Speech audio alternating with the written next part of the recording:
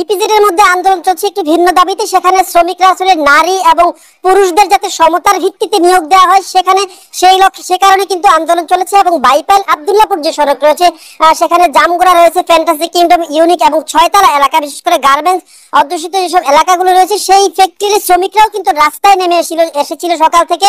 বাইপাল এবং আব্দুল্লাহপুর সড়কের যেসব শ্রমিকরা রাস্তায় নেমে এসেছিল তাদেরকে দুপুর 1টা অব্দি সেনাবাহিনী এবং পুলিশের মধ্যস্থতায় তাদেরকে রাস্তা থেকে সরিয়ে দেওয়া হয়েছে। কিন্তু আমি এই মুহূর্তে যেখানে রয়েছি গিল্ডান, যে কানাডিয়ান মালিকানাধীন গিল্ডান গার্মেন্টসের সামনে, তারা কিন্তু আসলে বিক্ষোভ কর্মসূচি চালিয়ে যাচ্ছেন।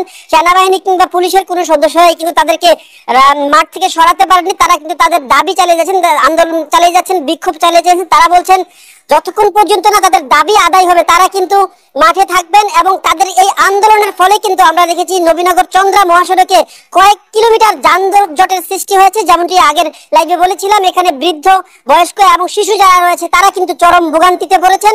এই ছিল শ্রমিক আন্দোলন নিয়ে আমার কাছে সর্বশেষ তথ্য। মুফতি সাভার থেকে জানাচ্ছেন অনুমান করবে সেখানে শ্রমিকরা, পোশাক শ্রমিকরা তাদের দাবি নিয়ে রাস্তায় নেমেছে এবং এতে করে ওই এলাকা, আসলে এলাকাগুলোতে তীব্র যানজটের সৃষ্টি হয়েছে।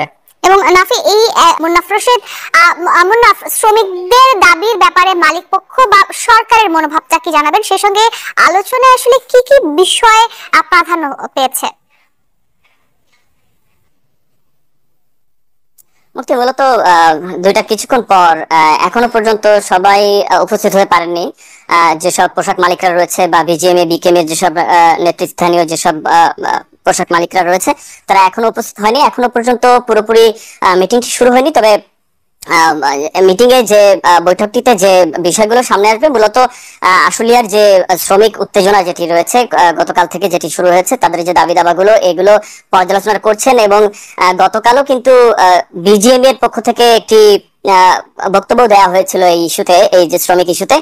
সেখানে কিন্তু মালিকরা সবসময় শ্রমিকদের পক্ষে, শ্রমিকদের যেসব ইস্যুগুলো রয়েছে, দাবি দাবাগুলো রয়েছে, এগুলো কিন্তু সবসময় তারা পূরণ করে আসছেন এবং পূরণ করার কথা বলেন।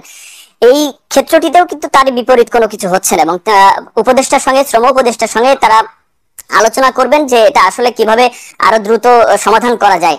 মূলত যে দাবিগুলো আসছে শ্রমিকদের পক্ষ থেকে, সেই দাবিগুলো কিন্তু শুধু এখনকার নয়, এটা কিন্তু অনেক আগে থেকেই চলে আসছে। তো শ্রমিকদের পক্ষ থেকে যেমন দাবি রয়েছে, পোশাক মালিকরা তারা কিন্তু বলছেন যে বাংলাদেশের পোশাকের যে উন্নয়ন হয়েছে, বিশেষ করে পুরো বিশ্বে কিন্তু পোশাকের যে রপ্তানি হয় সেটি দ্বিতীয় স্থানে বাংলাদেশ। সেই জায়গাটি শুধু না, বাংলাদেশের যে শ্রমিকদের যে উন্নয়ন হয়েছে, রানা প্লাজা ধসের পর থেকে কিন্তু শ্রমিক ইস্যুতে যতগুলো কাজ করা হয়েছে সেগুলো কিন্তু শ্রমিকদের উন্নয়নের জন্য